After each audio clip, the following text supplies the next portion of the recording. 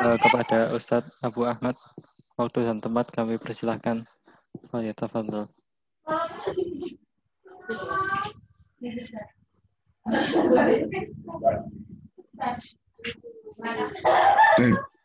Bismillahirrahmanirrahim.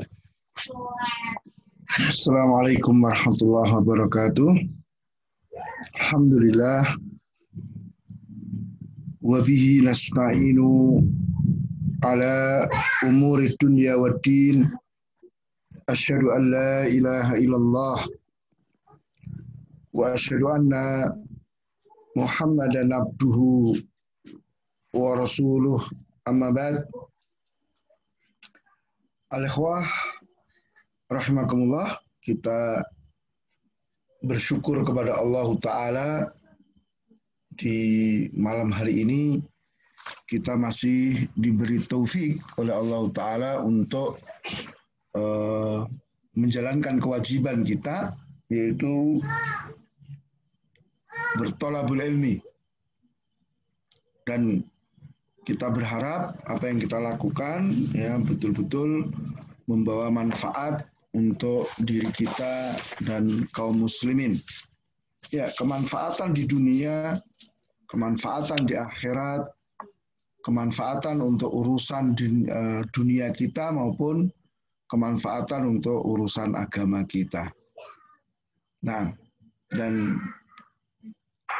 kita juga harusnya bertambah syukur kepada Allah ya dengan dimudahkannya pembelajaran kita ya. Karena memang dalam kondisi kita tidak bisa melakukan pembelajaran secara tatap muka, tapi Allah berikan kepada kita kemudahan untuk kita belajar melalui internet. Ya, dan ini adalah untuk keselamatan kita masing-masing. Ya, jangan sampai kita itu melakukan hal-hal yang mengundang bahaya untuk diri kita. Nah, taib al-ikhwah rahimakumullah, kita sampai di hadis yang ketiga. Nah, mungkin sebelum masuk di hadis yang ketiga, ada yang bisa menghafal hadis pertama?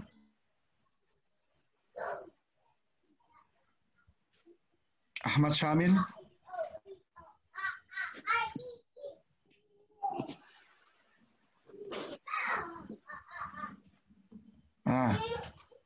Ahmad Syamil, silakan. Hadis pertama.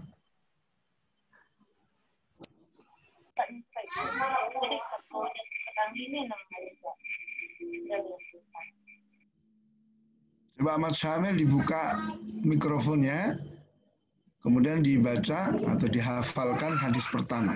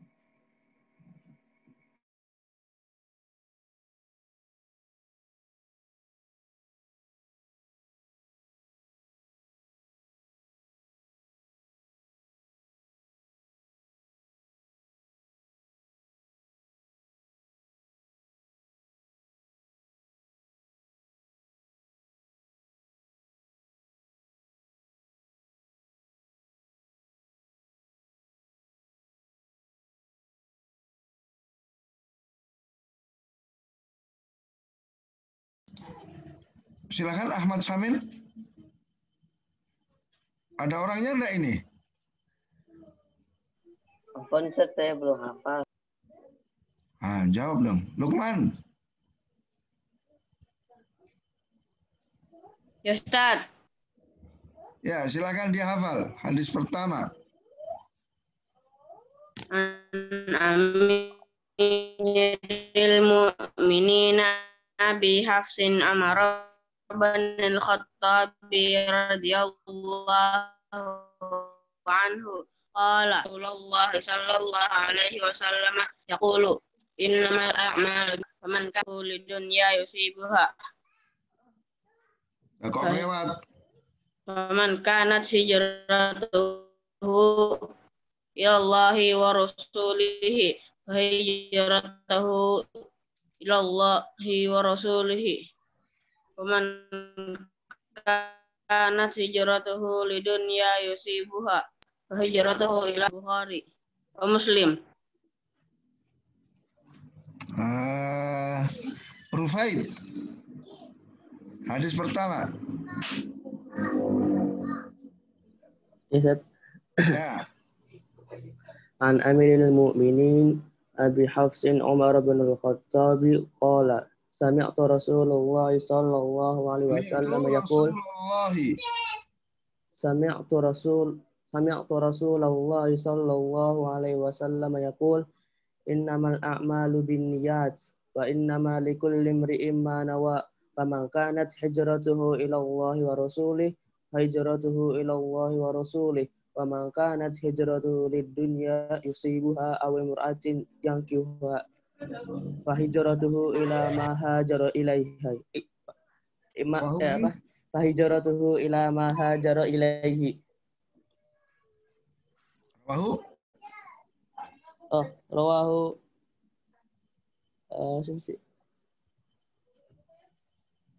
Al-Bukhari.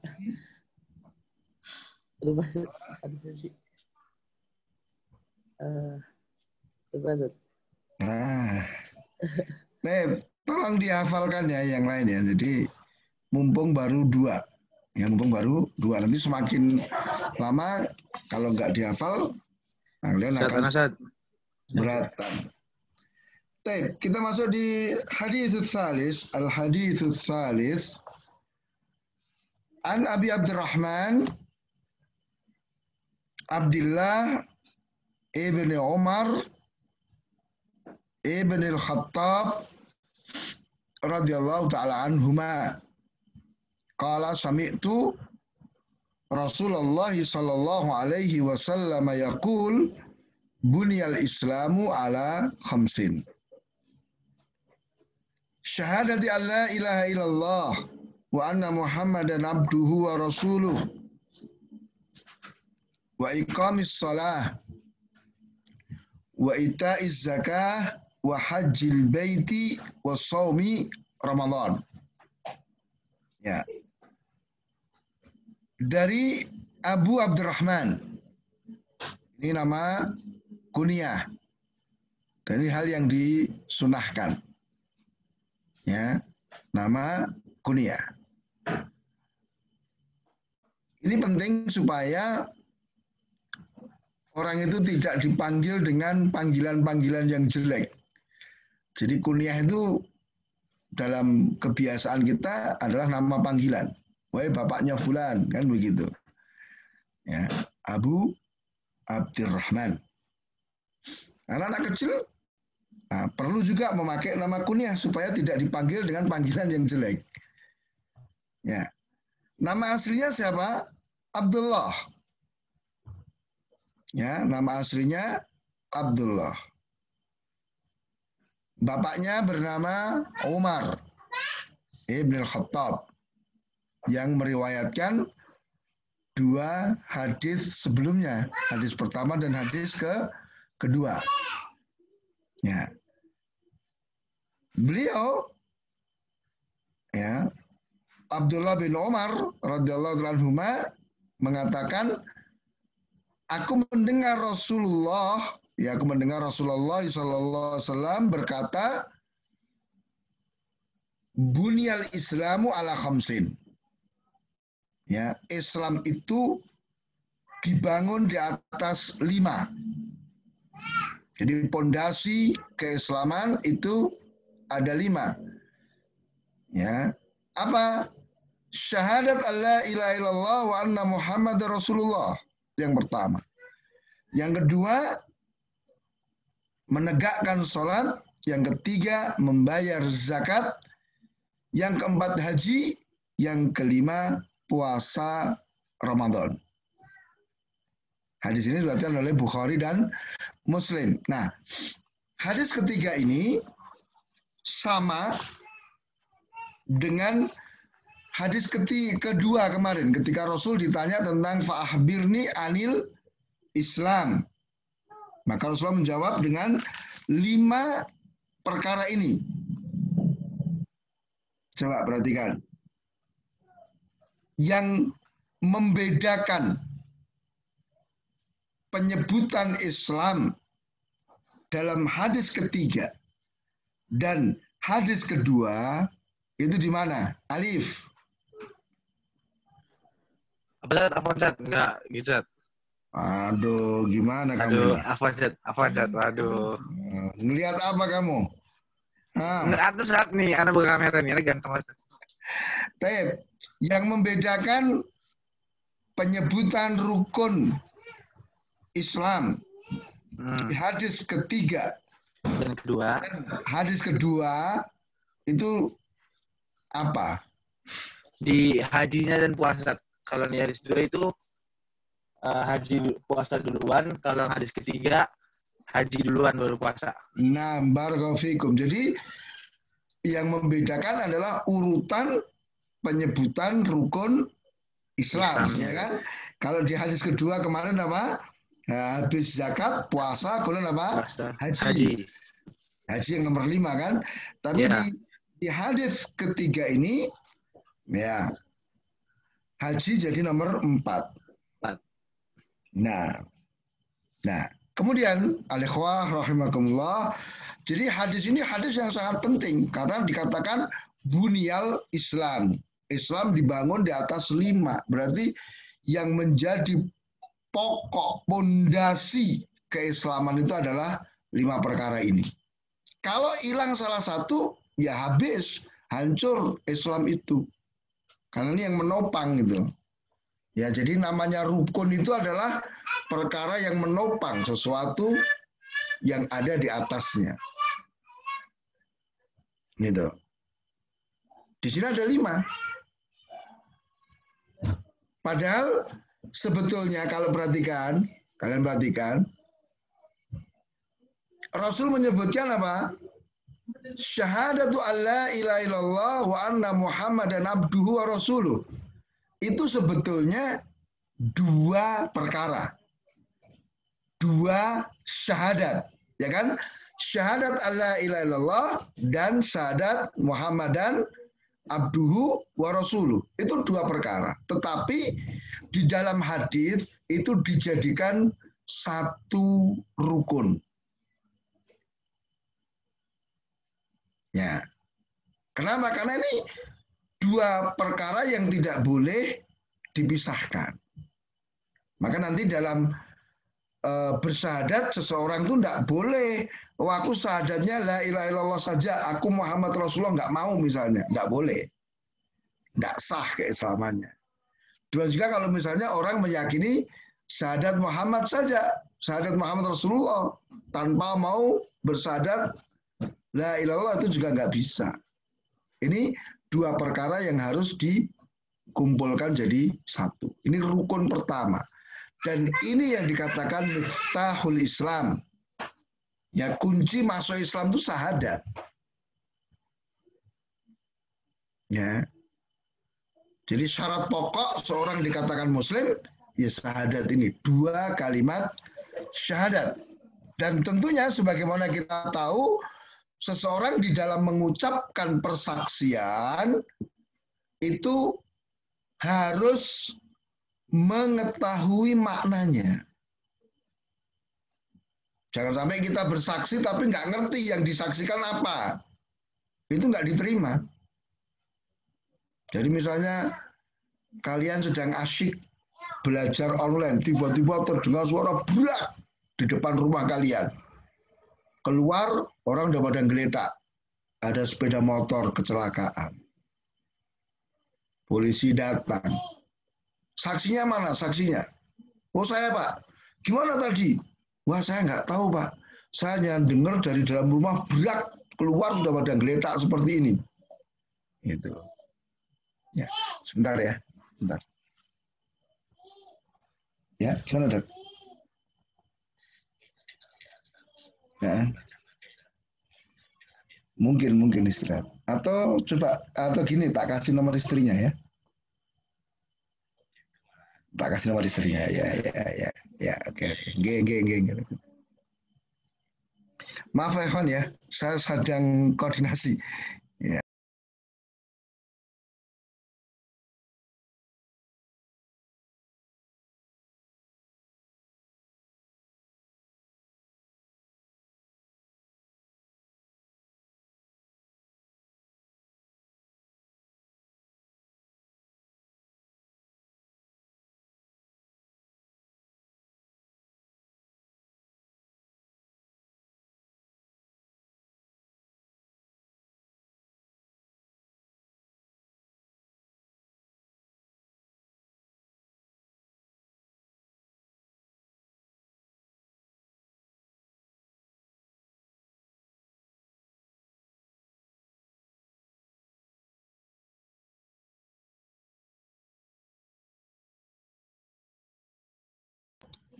Baik, kita lanjutkan ya. Alafu minkum. Ya. Jadi dua syahadat ini jadi satu. Karena kita juga bisa lihat bahwa syarat diterimanya amalan itu adalah apa? Keikhlasan, yang itu adalah realisasi dari syahadat la ilaha illallah. Kemudian ada ittiba, kecocokan dengan syariat, itu realisasi dari syahadat Muhammad Rasulullah. Tadi kita sempat bahwa dalam syahadat diperlukan atau disyaratkan adanya ilmu. Jadi harus ngerti yang dipersaksikan apa.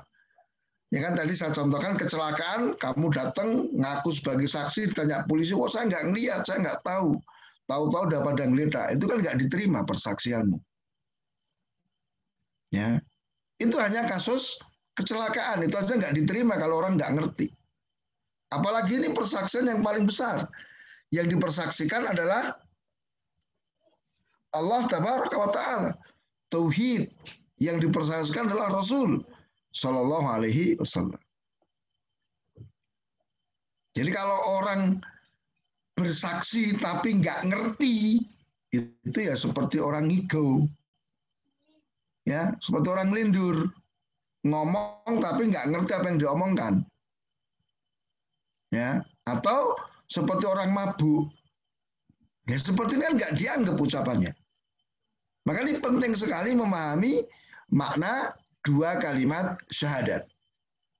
Kemudian juga harus mengamalkan konsekuensinya. Nah, jadi al-ikhwah, syahadat Allah ilaha illallah itu artinya tidak ada sesembahan yang benar kecuali Allah. Berarti konsekuensinya apa? Kita tidak beribadah kecuali hanya kepada Allah. Kita beribadah hanya kepada Allah dan meninggalkan semua peribadatan kepada selain Allah. Makanya kenapa orang-orang musyrikin zaman dahulu itu tidak mau mengucapkan syahadat. Karena mereka ngerti. Ngerti maknanya, paham konsekuensinya.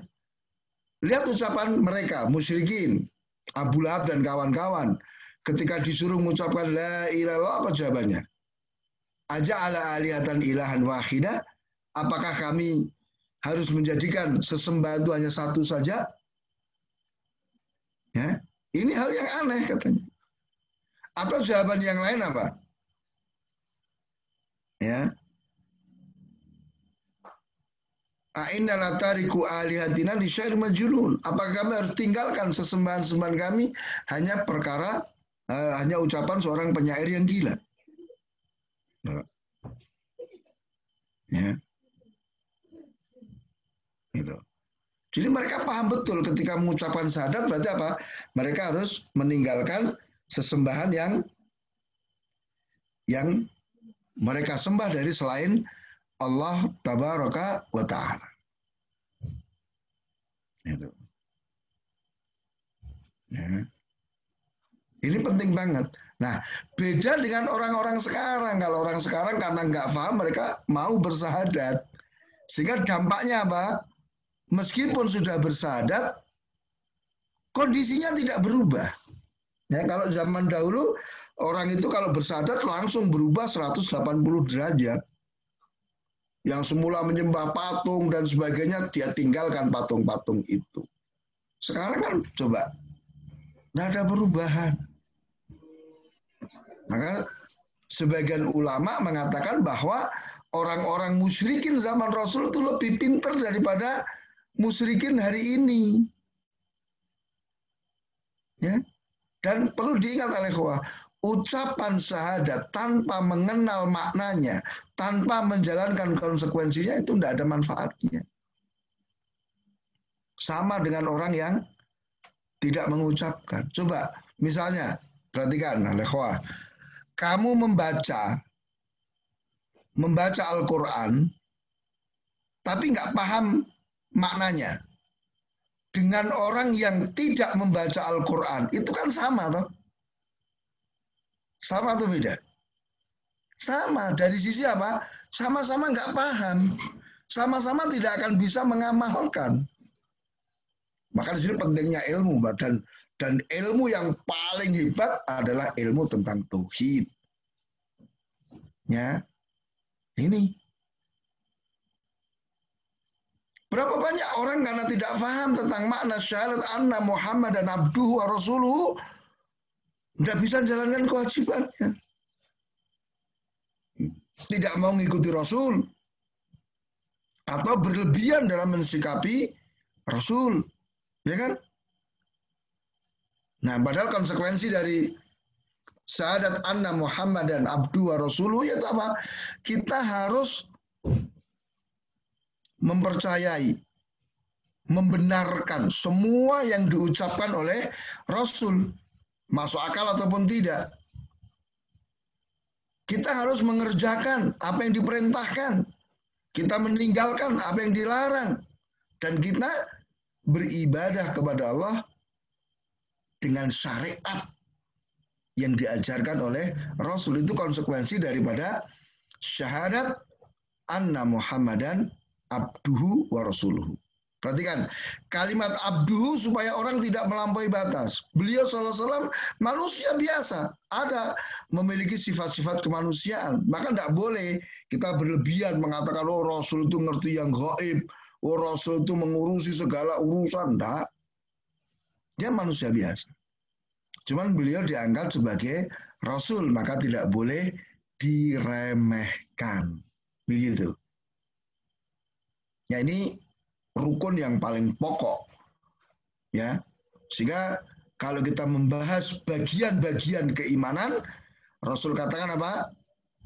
Al-imanu bid'un wa sab'un au bid'un wa sittuna syu'batan. Iman itu memiliki 60 sekian atau 70 sekian bagian. Fa'alaha, bagian iman yang paling tinggi adalah kalimat la ilaha illallah. Perhatikan itu. Nah, kemudian yang kedua adalah apa? Wa iqamis shalah, menegakkan salat. Ini konsekuensi daripada syahadat. Ya, ketika kita mengucapkan syahadat berarti meyakini Allah satu-satunya sembahan, ya kita harus beribadah. Beribadah hanya kepada Allah. Nah, salah satu ibadah yang besar adalah apa? Salat. Nah, menegakkan salat itu maknanya apa? Ya, mengerjakan sholat sesuai dengan ketentuan. Syarat, rukun, wajib, dan sunnah-sunnah sholat itu apa? Kita lakukan. Ya. Jadi tidak asal mengerjakan. Maka Allah ingatkan, fawailul lil musallin, celaka orang yang mengerjakan sholat. Siapa? Alladzina hum an sholatim sahun. Orang yang lalai dalam sholatnya. Lalai di sini artinya tidak hanya bermakna dia meninggalkan sholat atau mengakhirkan sholat seperti orang-orang munafik, tidak. Tapi apa? di antara bentuk lalai adalah apa? Dia dalam mengerjakan sholat ya dia misalnya tidak tumak nina, ya rukun-rukunnya tidak dipenuhi, ya ada kan orang sholat cepat sekali, ya padahal tumak nina itu merupakan apa? Rukun dari sholat, kalau ditinggalkan ya tidak sah puasa sholatnya.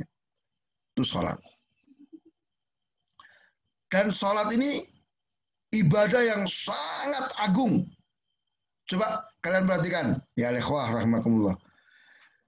Kalau ibadah-ibadah lain itu diperintahkan oleh Allah kepada Rasul dengan perantaraan malaikat Jibril.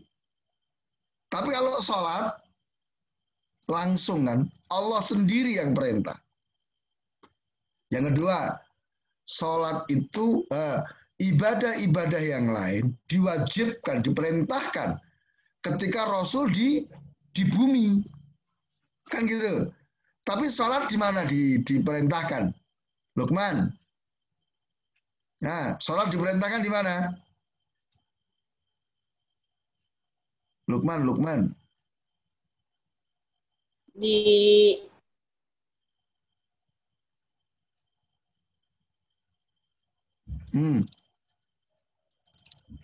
Di danau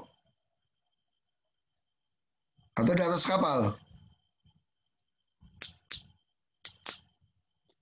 Ya, jadi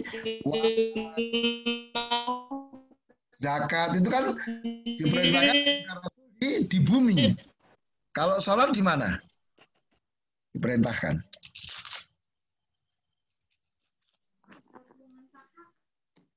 Di atas langit, ah? Ya enggak? Iya. Nah, itu berarti menunjukkan apa? Tempat yang tinggi. Kemudian ibadah-ibadah yang lain itu dalam kondisi tertentu boleh ditinggalkan. Puasa, ketika kita sakit boleh nggak tidak berpuasa? Boleh. Haji, ketika kita nggak mampu, boleh kita tidak haji. Tapi sholat, ya sholat, apapun kondisinya, tidak boleh ditinggalkan.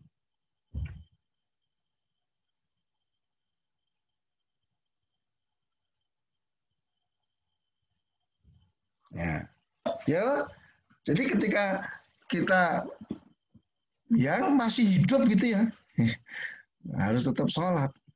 Bahkan ketika mati pun kita disolatkan, kan begitu.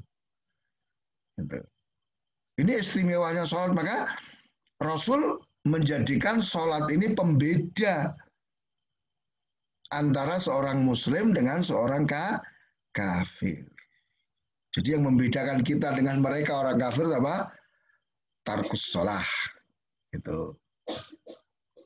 Ya. Kemudian yang ketiga adalah apa?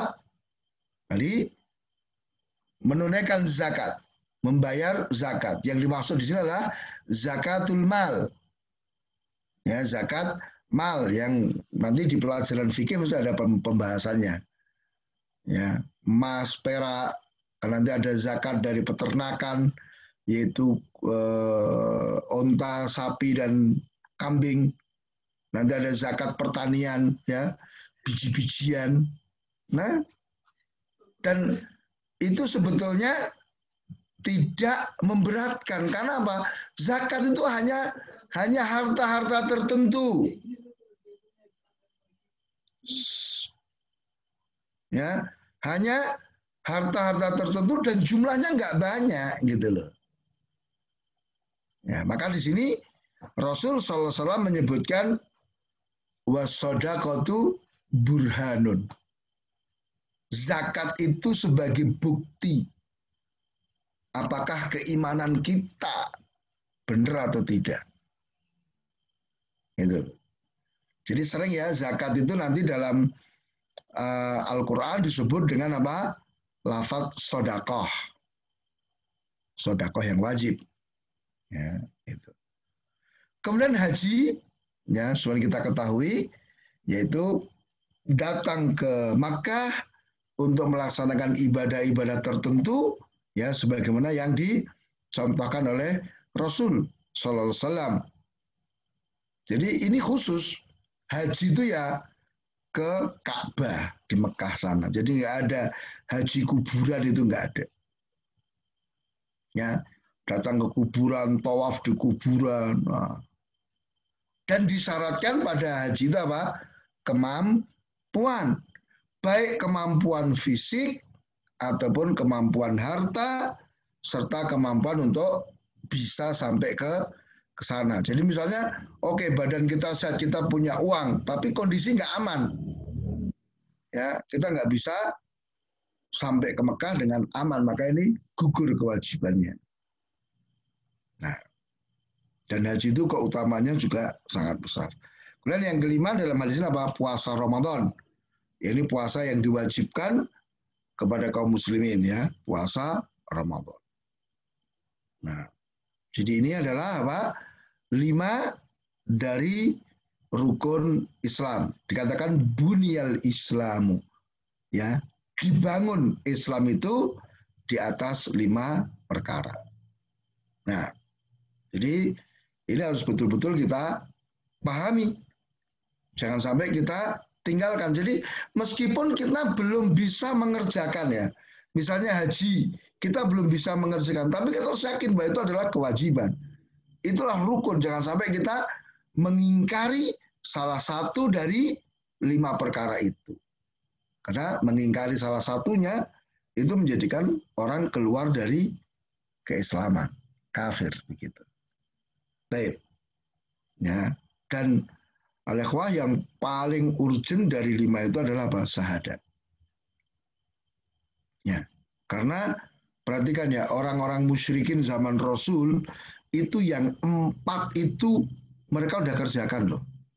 Sholat mereka sholat, zakat mereka bayar, puasa mereka ada puasa juga, ya kan? Haji mereka juga haji. Ya, maka nanti kalau kita lihat ya, bahwa Rasul SAW itu diutus oleh Allah Ta'ala kepada orang-orang yang memang sudah melakukan peribadatan. Cuman ibadahnya tidak hanya kepada Allah. Kalau mereka dalam keadaan terancam, dalam keadaan mendapat bahaya, mereka ikhlas untuk Allah, tapi kalau sudah aman, mereka ibadahnya kepada selain Allah Ta'ala. Nah, maka rukun pertama, syahadat la ilallah dan syahadat anna Muhammad dan Abdul Rasul itu harus betul-betul dipelajari. Dan ada pelajaran ya, khusus ya, terutama di tauhid ya, tentang masalah tauhid. Ya, jadi silakan nanti ya, buku yang paling baik ya Kitab Tauhid ya, Syekh Muhammad bin Abdul Wahab rahimahullah taala. Ya, penjelasan-penjelasan dari ulama banyak. Ya, mungkin ini yang bisa kita sampaikan. Ya, mudah-mudahan bermanfaat. Dan tafadhal kalau ada yang mau ditanyakan. Ya, saya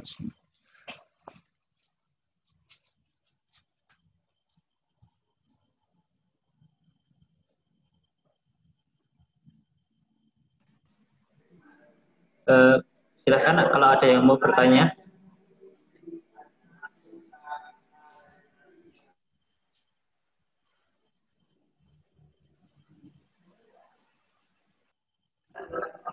Kalau ada yang mau bertanya, dihidupkan dulu mic-nya. Nah, mau tanya Kak. Untuk setorannya ada nggak, Tat? Kata ada setoran hadis, Tat. Bismillah, mau tanya Tat. Ya, tafadhal.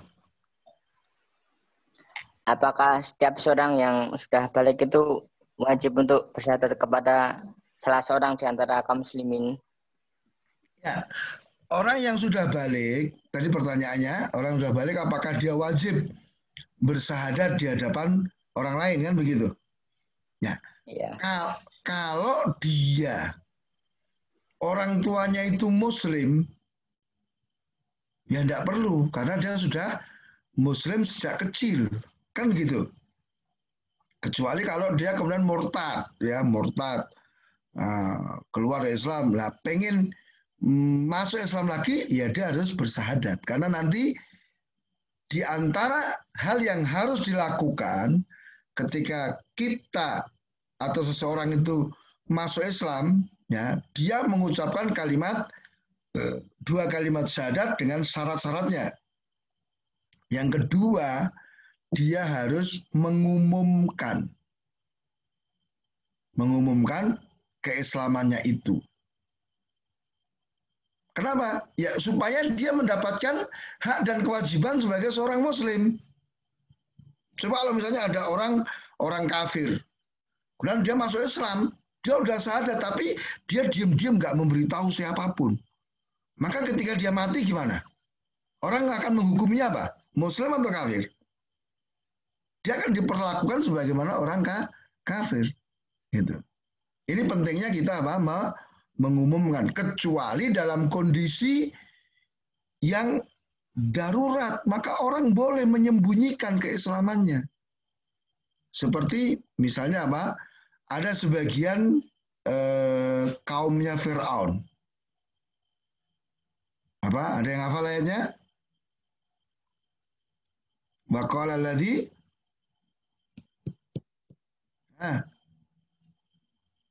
ayat tentang kisah Fir'aun dan Musa.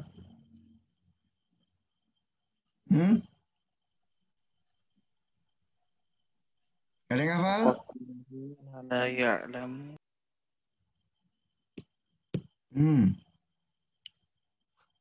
Yang ayatnya apa? Yaktumu imanahu, ya kan? Yang dia menyembunyikan keimanannya. Gitu. Dia bicara kepada Fir'aun. Dia mukmin, cuman dia sembunyikan keimanannya. Dia tidak tampakkan apa.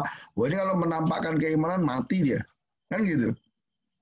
Tapi kalau kondisi normal, ya dia harus umumkan supaya dia mendapatkan hak dan kewajiban sebagai seorang muslim. Tapi kalau misalnya orang itu udah dikenal sebagai muslim sejak kecil karena orang tuanya muslim, ya enggak perlu.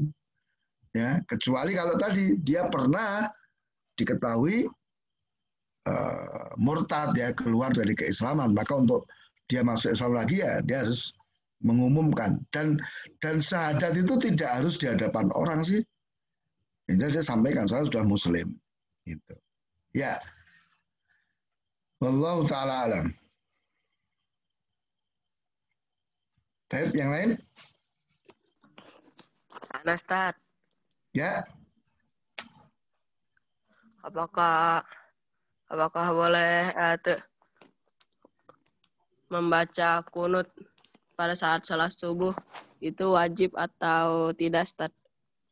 Ya, kunut ketika subuh itu tidak wajib, ya, tidak ada yang mewajibkannya, gitu. Dan disyariatkan kunut itu ketika terjadi satu kejadian besar, sehingga dikatakan kunut nazilah. Kunut karena ada satu kejadian gitu. Dan kunut itu dilakukan bukan hanya khusus pada sholat subuh. Rasul SAW ketika ada satu peristiwa, ya, beliau kunut di 5 waktu. Subuh, zuhur, asar, maghrib, isya, beliau kunut terus. Begitu. Ya. Jadi tidak dikhususkan pada sholat subuh saja. Dan tidak wajib. Coba kalian baca aja. Hal-hal yang diwajibkan dalam sholat. Itu kan nggak ada. Membaca kunut itu kan nggak ada. Nah. Tapi di tempat anak, di musolahnya, baca kunut. Ya, kalau kamu sholat di situ ya sudah. Ya, kamu diem aja di situ. Ya kan, ketika kamu jadi makmum. Gitu. Caranya gitu. Syukran, Ustaz. Wa barik fikum.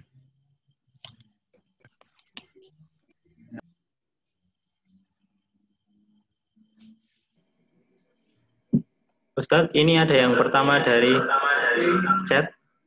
Tadi, apa maksud zakat?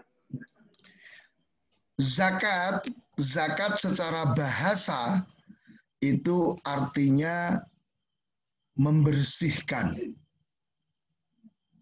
Ya. Atau bisa bermakna menumbuhkan, mengembangkan. Ya, itu makna zakat secara bahasa.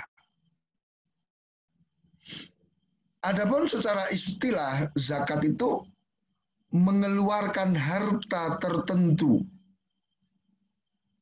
dalam jumlah tertentu kepada orang tertentu, ya, sesuai dengan dalam rangka untuk beribadah kepada Allah Subhanahu wa Ta'ala. Jadi zakat itu adalah apa? Harta tertentu. Kalau artinya dia keluarkan harta dari harta-harta yang memang diwajibkan untuk zakat. Jadi tidak semua harta itu terkena kewajiban zakat. Coba misalnya melon, ada zakatnya enggak? Melon. Kuda, kan enggak. Jadi zakat peternakan dari hewan ternak itu hanya 3 yang kena zakat. Apa? Kambing, sapi, dan onta. Jadi kalau kamu punya kuda, itu nggak kena zakat. Kamu punya ayam, mungkin punya ayam puluhan ribu, itu nggak kena zakat. Ya, tapi kamu punya kambing 40, kena kewajiban zakat. Jadi mengeluarkan harta tertentu. Kemudian pada waktu tertentu. Jadi tidak setiap saat. Zakat itu kewajibannya beda-beda ya. Kalau hewan ternak ya ketika mencapai jumlah yang ditetapkan. Jadi misalnya kambing begitu 40 keluarkan 1. Nanti zakat pertanian ya, hasil pertanian, misalnya padi, kurma, itu kapan dikeluarkan? Setiap kali panen. Nah, tapi kalau misalnya emas, perak, kapan dikeluarkan? Setahun sekali. Ketika sudah mencapai waktu 1 tahun kepemilikan. Kemudian diberikan kepada orang-orang tertentu. Jadi tidak setiap orang itu berhak menerima zakat. Disebutkan di surat Taubah itu ada berapa golongan yang menerima zakat? Ada 8. Itu. Nah, dia keluarkan harta dengan ketentuan-ketentuan tadi dalam rangka beribadah kepada Allah Ta'ala. Itu makna zakat. Nah, wallahu ta'ala. Ya, jadi ada sekarang orang itu agak-agak ngawur gitu. Ya, jadi ada namanya zakat terpadu. Ya, semua harta yang dimiliki seorang itu dihitung, kemudian dinilai ya berapa juta, terus dikeluarkan 2,5%. Ini kan melanggar banyak ketentuan zakat. Begitu. Wallahu ta'ala. Siapa yang lain? Bismillah, yang secara istilah tadi apa maknanya? Zakat itu adalah mengeluarkan harta tertentu ya dalam waktu tertentu, jumlah tertentu kepada orang tertentu dalam rangka beribadah kepada Allah Ta'ala. Ya. Mengeluarkan harta tertentu, waktu tertentu, jumlah tertentu kepada orang tertentu. Nah. Ada pertanyaan lagi? Ya. Bismillah, apa benar orang Islam yang jarang sholat itu kafir? Mohon penjelasannya. Jarang sholat. Ya. Ya. Ya, bahkan jangankan jarang sholat, sekali dia tinggalkan sholat karena sengaja, itu kafir. Ya, dia tinggalkan sholat dengan sengaja, tanpa alasan yang dibenarkan, dia kafir. Gitu. Ya kan? Apa tadi hadisnya? Jadi al-farqu bainana wa bainahum as-shalah, faman tarakaha faqad kafar. Jadi yang membedakan antara kami dan mereka, kami kaum muslimin dan mereka orang kafir, itu yang membedakan adalah sholat. Maka barang siapa meninggalkan sholat, maka dia kafir. Itu. Jadi pendapat yang sangat kuat ya. Bahkan seandainya ada seseorang mengerjakan sholat, tetapi dia mengingkari kewajiban sholat. Jadi dia nggak yakin kalau sholat wajib. Tapi dia kerjakan, ini juga kafir. Seperti ini. Gitu. Ya, maka kita harus betul-betul jaga.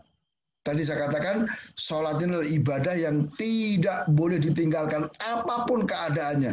Dalam kondisi perang, ya, dalam kondisi ketakutan ada disyariatkan apa? Sholat khauf kan?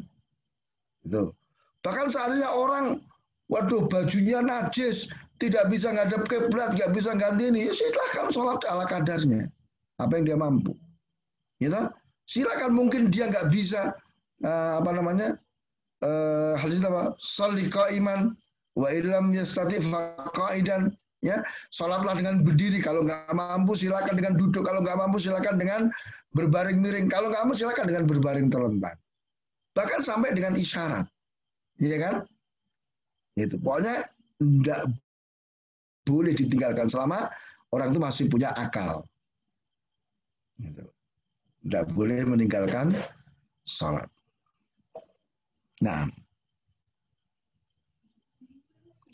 kemudian di situ ada pertanyaan. Ada hadis yang menganjurkan untuk memperbanyak doa dalam sujud. Apakah kita boleh berdoa dengan doa selain bahasa Arab? Dan apakah kita boleh berdoa dengan doa yang kita buat sendiri dengan kemampuan bahasa Arab yang kita miliki? Ya, jadi ini yang saya tahu dari para ulama, mereka apa? Ketika doa dalam sujud itu dengan menggunakan bahasa Arab.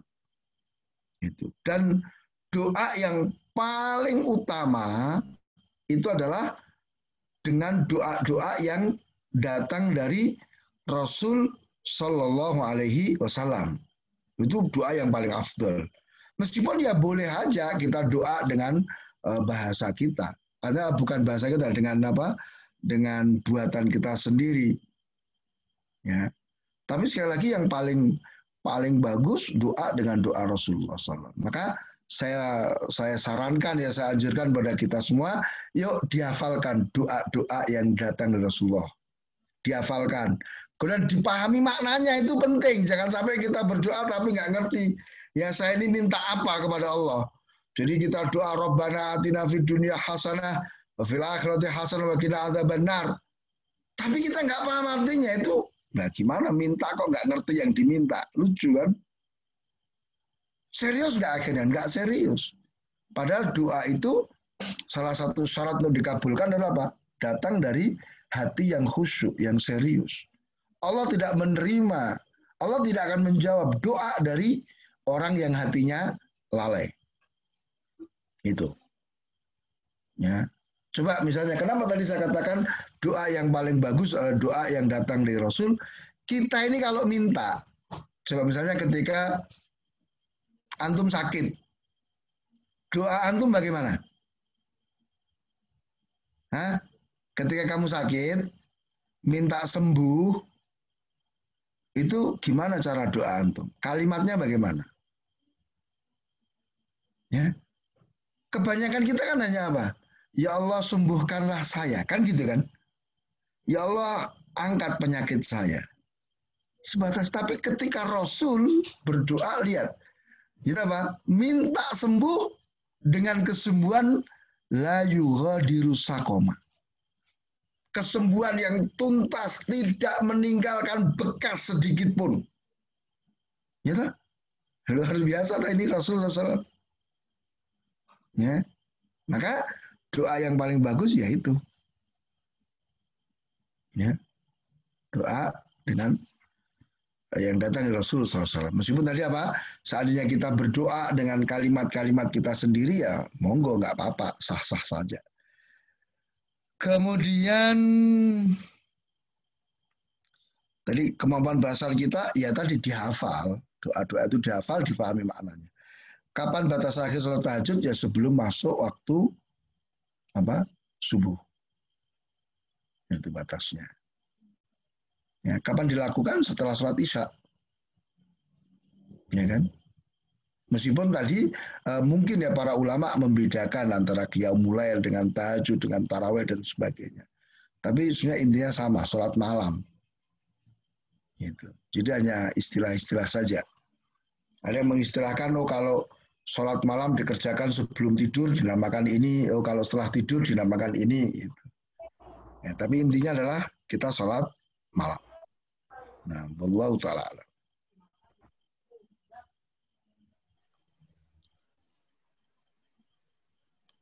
Tep, cukup? Bismillah mau tanya, Tad. Ya. Jam berapakah waktu yang paling afdal untuk berdoa sepertiga malam?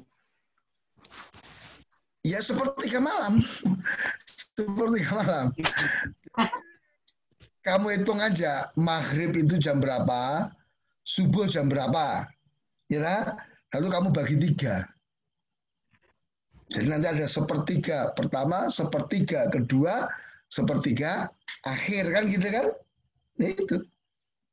Nah, jadi kalau sekarang misalnya maghrib 5:30, subuh 4:30. Nah, tinggal itu ada berapa jam dibagi 3. Kurang. Sini deh ya. Ya kan? Dan subhanallah para ulama ya mereka biasanya apa? Menutup malam-malam mereka ya, ketika sudah menjelang masuk subuh itu dengan istighfar. Wabil ashari hum yastaghfirun, dan di waktu sahar, di waktu sahur itu maka mereka meminta ampun kepada Allah Ta'ala. Nah, wallahu ta'ala alam. Tep, masih ada lagi?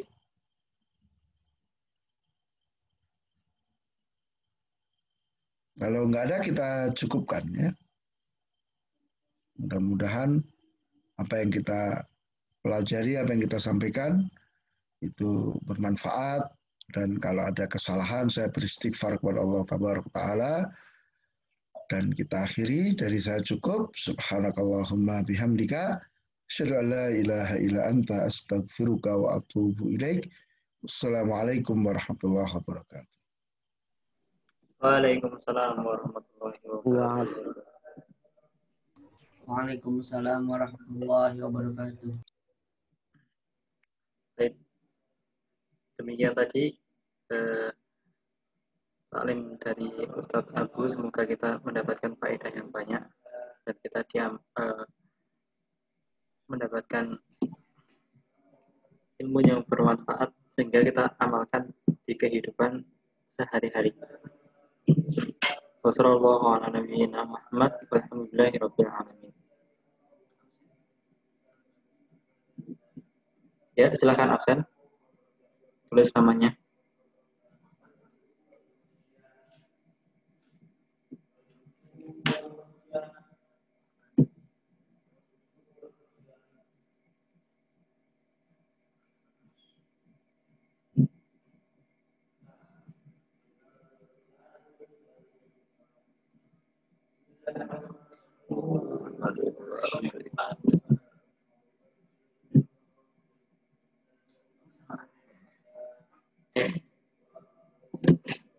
Silakan yang sudah absen silakan keluar, tidak apa-apa.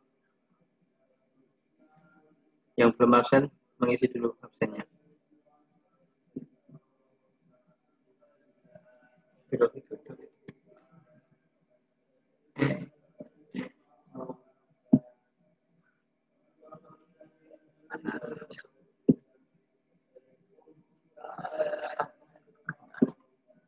Rumahmu sama dulu itu tadi.